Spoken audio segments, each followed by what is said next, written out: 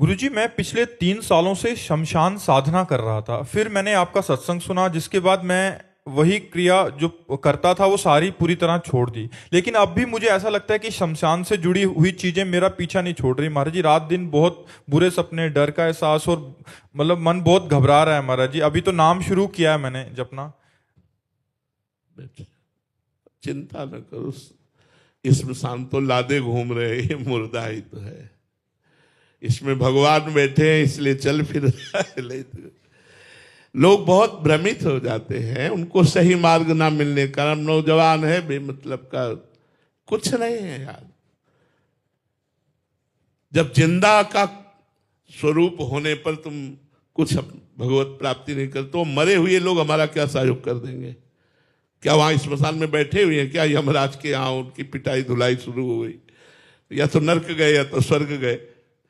कोई परम पद जाने वाला, वो बात अलग है। इसलिए रामकृष्ण हरि भजो, भगवान का नाम जप करो। ये सब ऐसी बातें हैं जिनमें जीवन बर्बाद हो जाता है, जीवन नष्ट हो जाता है। हम एक बहुत अच्छे साधक की बात कहते हैं। वो बहुत अच्छी साधना कर रहे थे और वो आद्याशक्ति को वश में करना चाहते थे। बड़ी पवित्रता से, हमें खूब परिचय में, बड़ी पवित्रता से, क्योंकि उस समय हम नैष्ठिक ब्रह्मचारी थे, उस समय हम भी साधना में ही थे। बड़ी पवित्रता से एकांत स्थल में रोज हवन और रोज नियम से करते थे। जब उनकी साधना का फल का समय आया तो उनके कान के पास से मक्खी सी निकली, ऐसे पास से ऐसे करते हुए। माता जी का एक नाम भ्रमरी भी है। और वो ऐसे जुड़ गई तो सामने देखा इतना सुंदर रूप कि वो काम मोहित हो गए।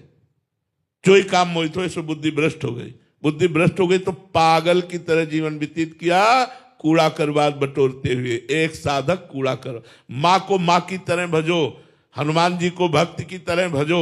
अगर उनको अधीन करने की कोशिश करोगे तो बुद्धि में इतनी क्षमता नहीं कि झेल पावे। ये भूत प्रेत पिशाचों को जागृत करके क्या प्राप्त कर लोगे? कुछ नहीं। एक बार एक ऐसे थे कि वो देखते ही बता देते थे, अच्छा आप अमुक हो, अमुक कार्य के लिए आए हो। तो लोग बड़े प्रभावित हो जाते, यार ये तो मेरा नाम जानते हैं और ये काम जानते हैं, मैं किस काम के लिए आया हूं। बड़े प्रभावित हो जाते।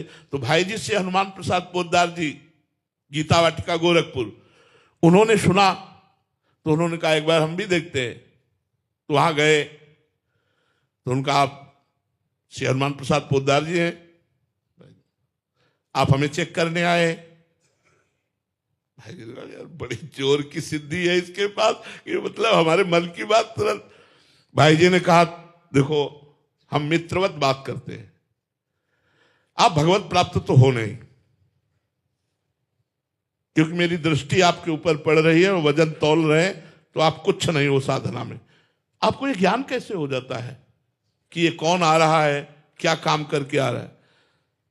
तो उनका किसी से कहना नहीं। तो हाँ बिल्कुल नहीं कहेंगे, वादा है। तो उन्होंने कान में ऐसे कपड़ा बांधे हुए थे, कान हटाया, यहां बिष्ठा मल, यहां मल लगाए हुए थे और कहा यक्षिणी बैठी हुई है, यहां मल में यक्षिणी बैठी हुई है, वो मुझे कान में तुरंत बता देती कि इनका नाम अमुक है। और ये तब भाई जी ने कहा छोड़ दो ये, नहीं तो तुम्हारी दुर्गति हो जाएगी। जब तुम मरोगे तो तुम नरक को प्राप्त होगे, क्योंकि तुम यक्षिणी की सेवा कर रहे हो, यक्षिणी को रिझाकर रुपया कमा रहे हो, भगवान का चिंतन भजन नहीं कर रहे हो। तो तुम, अब एक दिन इसी भय से भयभीत होकर उसने पूछा यक्षिणी से कि मैं कहां मरूंगा, कब मरूंगा? तो उन्होंने बताया नर्मदा के किनारे इस समय मरोगे। तो उन्होंने जा करके नर्मदा के किनारे मरने की कोशिश की, तो उनको हटा करके पीछे ला करके कहा जिंदगी भर हमसे गुलामी कराता रहा, अब मैं तुमसे गुलामी करवाऊंगी। और उसे मार करके यक्ष बनाया, कल्याण नहीं हुआ। तो ये भूत प्रेत पिशाच मंत्र सिद्धि ये सब बेकार की बातें हैं। राम राम कहो, कृष्ण कृष्ण कहो, राधा राधा कहो, हृदय शांत रहेगा और प्रसन्न हो जाओगे और भगवान अधीन हो जाएंगे। सुमीर पवन सुत पावन नामू, अपने बस कर राखे रामू। जब भगवान अधीन हो जाते थे यार, और अधीन होने की क्या बात है। जहां मेरा भक्त चरण रखे वहां रखूं मैं हाथ, पीछे पीछे मैं फिरूं कभी न छाड़ूं साथ। ऐसा प्रभु जब प्यार देते हैं यार, काहे कि इधर उधर परेशान हो रहे। कुछ नहीं, नाम जप करो भगवान का, और ये स्वप्न अपने पूर्ण संस्कार हैं जो पूर्व वाले, वो भस्म हो जाएंगे तो सब खत्म हो जाएंगे, ये कोई बिगाड़ नहीं सकता। मीनाक्षी जी हैदराबाद से। राधे राधे महाराज जी। महाराज जी, जोई जोई प्यारो करे सोई मोहि भावे। महाराज जी, जीवन में कैसे उतरे, क्योंकि कई बार मन खिन्न सा हो जाता है।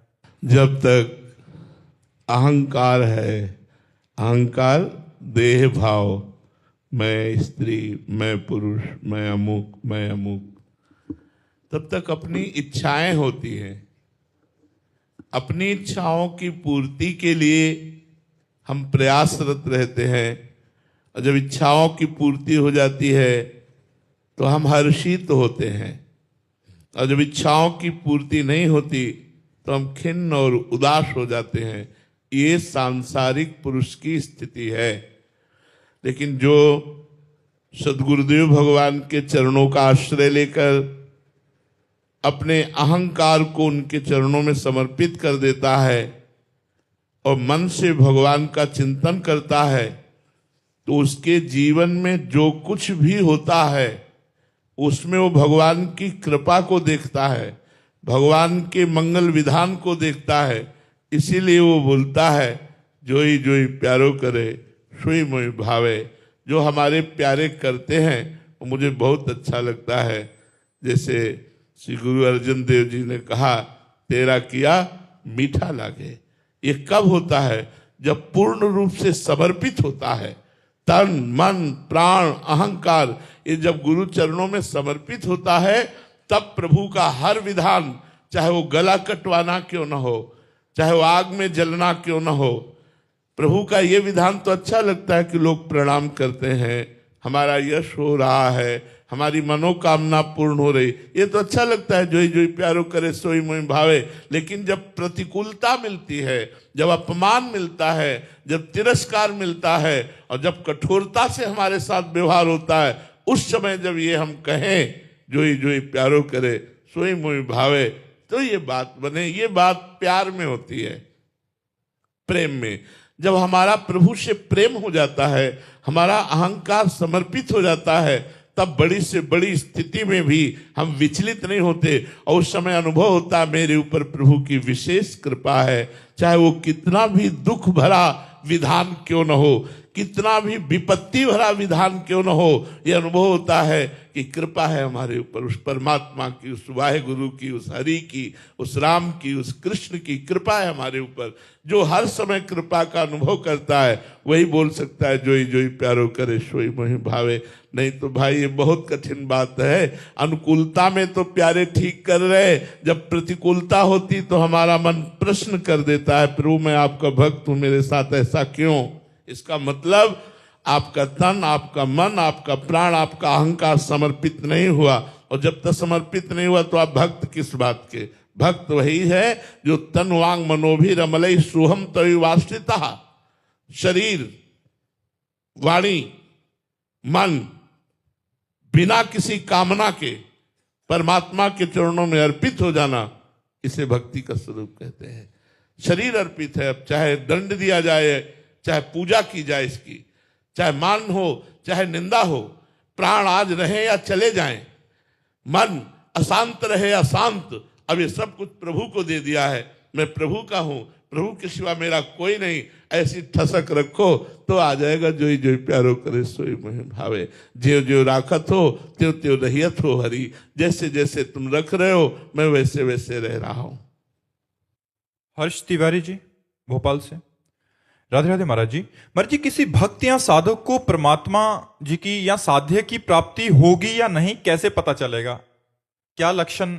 ये उसके साधन से, बाहर से नहीं, बाहर से नहीं पता चलता, बाहर से नहीं पता चलता। हो सकता है बाहर से तुम जिसे पागल समझ रहे हो वो सिद्ध हो सकता है तुम जिसे भक्त समझ रहे हो वो विषयी हो, बाहरी नाटक कर रहा हो। नाटक में भी तो भक्ति का नाटक हो सकता है, स्वांग हो सकता है, बिन विवेक वैराग्य भक्ति बिन सत्य नये को मानो, भगवत विमुख कपट चतुराई सो पाखंड नहीं जानो। विवेक नहीं, वैराग्य नहीं, अनुभूतियां नहीं, भजन नहीं, तो पाखंड है। हो सकता है जिसे तुम पैंट शर्ट में देख रहे हो कोई सिद्ध पुरुष हो सकता है तुम जिसे संत वेश में देख रहे हो पाखंड कर रहा हो। बाहरी लक्षणों से पता नहीं चल सकता, ये आंतरिक लक्षणों की पहचान है। जब तक अंदर में स्वयं में भगवत चिंतन नहीं होगा तब तक हम संत को पहचान नहीं सकते। बाहरी लक्षणों से संत को पहचाना नहीं जा सकता। संत के आंतरिक लक्षण होते हैं जो नाना प्रकार के विकारों पर विजय प्राप्त करके हर समय भगवान के चिंतन में डूबे रहते हैं। किसी भी प्रकार के दुख सुख में उनका भजन नहीं छूटता है। सुख आवे तो भजन चल रहा है, दुख आवे तो भजन चल रहा है। अब ये अंदर की वृत्ति बाहर से कैसे पहचान सकते हो आप? और जिसका निरंतर भजन चल रहा है उसको निश्चित भगवत प्राप्ति होगी। जिसका भजन नहीं चल रहा और भगवान के प्रति भरोसा और शरणागति नहीं है तो भगवत प्राप्ति कैसे हो सकती है? फिर तो आवागमन चक्र में ही भटकना पड़ेगा। पूर्ण समर्पण, बस बहुत बड़ी बात यह है, पूर्ण समर्पण प्रभु को। जिसने अपने आप को हवाले कर दिया उसको भगवत प्राप्ति निश्चित हो जाएगी। उसका भजन निरंतर चलेगा, वो सहनशील होगा, वो करुणामय स्वभाव वाला होगा, वो कभी मोह से ग्रसित नहीं हो सकता, कभी अहंकार नहीं होगा, कभी कोई विषय उसे परास्त नहीं कर सकता, कभी मान अपमान निंदा स्तुति में वो नहीं पड़ सकता। द्वंद्वातीत, सुख दुख में समान भाव, वो परम पद का अधिकारी होता है। अब ये अंदर के लक्षण, बाहर के लक्षणों से तो भगवत प्राप्ति का निर्णय नहीं किया जा सकता कि ऐसा कपड़ा पहने हो, ऐसे रहता हो तो उसे भगवत प्राप्ति हो जाएगी, ऐसा नहीं। ये आंतरिक लक्षण से वो कितना चिंतन करता है नाम का, वो कितना गुरुमुख होकर के गुरुवाणी का चिंतन करता है, कितना भगवत चिंतन करता है, उसी के परिणाम में उसको भगवत प्राप्ति होती है, ना कि किसी वेश आदि बाहरी लक्षणों से। कोई भगवत प्राप्ति जो महापुरुष हैं भगवत प्राप्त, उनके कोई ऐसे लक्षण है जिसमें ये तो आंतरिक लक्षण है और बाहरी वेश से हट के कोई लक्षण हो? बाहरी लक्षणों से नहीं पहचाना जा सकता। बाहरी लक्षण में तो फिल्म में और नाटक और नौटंकी में भी ऐसा रोल करता है कि सिद्ध पुरुष पीछे हो जाए, ऐसा करता है। बाहरी लक्षणों से बिल्कुल नहीं जाना जा सकता, क्योंकि साधुता एक स्थिति का नाम है। जो साधुता है वो एक स्थिति का नाम है, वो अंदर की स्थिति का नाम है। अगर वो अंदर की स्थिति निरंतर भगवान में जुड़ी हुई है तो आप साधु हैं। चाहे पैजामा कुर्ता में हो, पैंट शर्ट में हो, आप किसी भी भेष में हो। अगर आपका अंदर का चिंतन संसारिक चल रहा है तो आप किसी भी वेश में संसारिक है। तो बाहरी लक्षणों से हम इतना एक प्रभाव आपको संकेत में कह सकते हैं कि इनके दर्शन से, जिनके संभाषण से, जिनके संग से हमारे दोष छूटने लगे और भगवान प्यारे लगे, वो भगवान के जरूर निज जन है, वो भगवान के भजन में मस्त है, तभी उनका प्रभाव पड़ता है, अन्यथा नहीं। बस ऐसे बाहरी लक्षण तो कुछ ही है, बकाया बाहरी लक्षणों से हम प्रमाणित नहीं। बाहरी लक्षण काल नेमी राक्षस साधु का वेश रखकर और जय सिया राम, जय सिया राम, जय सिया राम, जय सिया राम, हनुमान जी जैसे ज्ञानी महात्मा, ज्ञानिनाम अग्रगण्यम बुद्धिमताम वरिष्ठम, वो जाकर उसे प्रणाम कर रहे हैं। वो कह रहा मैं यहां से देख रहा हूं राम रावण युद्ध हो रहा है, ऐसा हुआ, ऐसा, चलो तुम नहा के आओ, मैं तुम्हें गुरु मंत्र देता हूं, तुमको भी सब दिखाई देने लगेगा। इतने बड़े ज्ञानी महात्मा उस वेश का सम्मान करते हुए स्नान करने के लिए जाते हैं। तो वहां भगवान के द्वारा प्रेरित एक मकरी ने उपदेश किया कि राक्षस है, ये महात्मा नहीं है। तो हनुमान जी ने उसे फिर उद्धार किया। तो आप सोचो, ज्ञान इनाम अग्रगण्यम बुद्धिमताम वरिष्ठम, जो हनुमान जी महाराज हैं वो भी भूल कर बैठे और कालनेमी राक्षस की आज्ञा पर। तो ये वेश ऐसा है कि इस वेश में पता नहीं कौन क्या कैसे क्या। साधुता स्थिति का नाम है, ना कि वेश का। वेश तो हम आचार्यों की कृपा से धारण करते हैं। हमारे गुरुजनों ने जो हमें वेश दिया है वो वेश तो हम अपने आचार्य और गुरुजनों के लिए धारण करते हैं। बकाया स्थिति महापुरुषों की हृदय की मानी जाती है, बाहरी वेश से नहीं। बाहरी वेश से नहीं, आंतरिक स्थिति से महापुरुषों का आदर होता है। बाहरी वेश तो सम्माननीय है ही, लेकिन अगर आंतरिक स्थिति नहीं तो भगवत प्राप्त नहीं हो सकता। मीनाक्षी जी रुद्रपुर से, उत्तराखंड। राधे राधे महाराज जी। महाराज जी, जैसी श्रद्धा, निष्ठा, प्रेम, दृढ़ विश्वास, समर्पण आपके आपके गुरु के प्रति है, ऐसा महाराज जी हम साधकों में कैसे आए? ये हमारी तरफ से नहीं है, गुरु जी की तरफ से है। उन्होंने घसीटा है हमें, उन्होंने घसीटा है। हम तो क्या जाने वैराग्य, क्या जाने ज्ञान, क्या जाने भगवान की महिमा। बच्चा थे, 13 वर्ष की अवस्था थी, गुरु ने अंदर से घसीटा। जिधर देखते उधर सब नाश का खेल दिखाई देता। उस समय भी कक्षा 8 में जब पढ़ रहे थे तो जब आकर बस्ता अपना झोला टांगते, बैग टांगते, तो सबसे पहले माँ मिलती। माँ को देखते ही लगता है मरेगी, फिर कैसे जीऊंगा। पिताजी ये भी जाएंगे, फिर कैसे जीऊंगा। परिवार ये भी सब जाएगा, कौन मेरा है, ऐसा कौन मेरा है जो मेरे साथ रह सके। हम उदास हो जाते। और उस समय संत जन आया करते थे तो कुछ ना कुछ उपदेश करते रहते थे। घर में संत पधारते थे, कभी कभी मंडली की मंडली संतों की आती थी गांव में भ्रमण करते हुए, तो उनके उपदेश सुनते। बस दृढ़ निश्चय हो गया कि इस जन्म का पूर्ण कार्य है भगवान की प्राप्ति करना। भगवान ही एक ऐसे हैं जो अविनाशी मेरे दोस्त हैं। वही तुम्हें माता च पिता तुम्हें, तुम्हें बंधुश्च सखा तुम्हें, तुम्हें विद्या द्रविणं तुम्हें सर्वम मम देव देव। निश्चय कर लिया। 9th साइंस साइट पास होते होते निश्चय हो गया कि अब मुझे भगवान के मार्ग में चलना है। शाम के भारी आग पैदा हो गई, वो भगवान के द्वारा दी हुई थी, मेरा कुछ उसमें नहीं है। बस माँ से कहा, माँ कल हम बाबा जी बन जाएंगे। बाबा जी बन जाएंगे जैसे माँ गाँव। हम कहा अम्मा पक्की बात कहता हूं, कल सुबह तुम्हें नहीं मिलूंगा। अबे जा चुपचाप सो जाके, बेकार की बात करते हो। भजन करना है तो घर में बैठ के भजन करो, जैसे पिताजी करते हैं, जैसे और परिवार के सदस्य करते हैं। भागने की जरूरत क्या, हम तुम्हें भजन के लिए रोकती हैं क्या? बस हमें उनको सूचना देनी थी। बस 3:30 बजे सुबह प्रातःकालीन भाग पड़े घर से। और जिस दिन से निकले, आज 55-56 वर्ष की आयु शरीर की है, आज तक कभी नहीं गए। जिस दिन से निकले आज तक। इसमें हमारे गुरु की कृपा है, इसमें हम कहीं नहीं है। हमारी सामर्थ्य क्या थी, बच्चा थे, कहीं भी भटक सकते थे, कोई भी फंसा सकता था, लेकिन वो सदगुरु जिसने घर से निकाला, आज यहाँ तक पहुँचाया, इसमें गुरु कृपा ही प्रधान है। हम कहीं नहीं है। हमारा कोई साधन, हमारी कोई तपस्या, हमारा कोई ज्ञान नहीं, इसमें गुरु कृपा है। केवल गुरुदेव की कृपा से ही ये सब सुलभ हुआ। वो कृपा करे तो सबके लिए सुलभ हो जाए। डॉक्टर इश्मित कौर जी, दिल्ली से। राधे राधे महाराज जी। महाराज जी, आप कह रहे हैं कि आप डॉक्टर हैं और कभी कभी इतना ज्यादा व्यस्तता हो जाती है कि 24 से 36 घंटे लगातार ड्यूटी हो जाती है। पर महाराज जी ये कह रहे हैं कि ये भी भगवत प्राप्ति के मार्ग पे चलना चाहते हैं और मतलब जो गुरुजनों से द्वारा दी गई दिनचर्या है उसको करना चाहते हैं। बट ऐसे में महाराज जी जब इतनी ज्यादा व्यस्तता होती है, आपकी दिनचर्या बैठकर आरती करना, अगरबत्ती लगाना, पूजा करना, ये नहीं। आप जो बताए धन्यवाद है। 24 घंटे 36 घंटे आप मरीजों की सेवा करती हैं, मरीज रूप में भगवान ही पधारते हैं।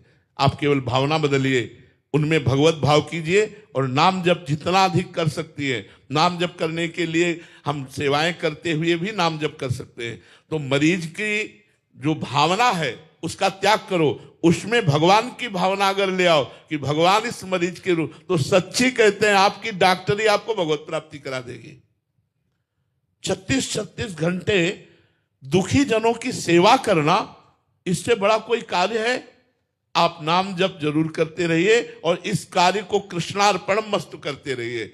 10-10 घंटे में हे भगवान, ये जो 10 घंटे सेवा की ये आपके चरणों में समर्पित। तो ये समर्पण, कर्म समर्पण और नाम जप, इन दोनों के प्रभाव से आपको भगवत प्राप्ति हो जाएगी। अलग से अगरबत्ती और आरती करने की जरूरत नहीं। जो जहां है वो अपने धर्म पूर्वक कर्तव्य का पालन करे और भगवान का नाम जप करे तो निश्चित भगवत प्राप्ति हो जाएगी। आप इसमें बिल्कुल संकोच न कीजिए। ये तो सर्वाणि कर्माणि मयि सन्न्यस्य मत्पराहा अनन्य नैव योगेन माम ध्यान उपासते। भगवान ने दो बात कही। ये तो सर्वाणि कर्माणि, ये नहीं कहा कि पूजा पाठ कर्माणि, सर्वाणि यत् करोषि, जो भी तुम करते हो वो मुझे समर्पित कर दो और माम ध्यान उपासते, मेरा ध्यान करो, मेरा नाम जप करो। तेसाम हम समुद्धरता मृत्यु संसार सागरात, इस मृत्यु संसार सागर से मैं उसका उद्धार कर देता हूं। तो आप निश्चिंत रहिए, खूब अच्छे से मरीजों की सेवा कीजिए और नाम जप कीजिए। कोई गरीब मरीज आ जाए तो अपने पास से भी पैसे लगा करके उसकी सेवा कर दीजिए, बहुत बड़ा उपकार हो जाएगा। स्वामी कृष्ण प्राणानंदा सरस्वती जी महाराज। राधे राधे महाराज जी। महाराज जी, मैं आपसे अनुभूति और साक्षात दर्शन के बारे में जानना चाहता हूं। महाराज जी, साक्षात प्रभु के दर्शन कब होते हैं, कैसे होते हैं? ये सब साक्षात ही तो है, सब साक्षात है। केवल हमारी दृष्टि त्रिगुणमयी है, इसलिए मुझे जड़ और चैतन्य, स्त्री और पुरुष, मूर्ख और विद्वान, असाधु और साधु दिखाई दे रहा है।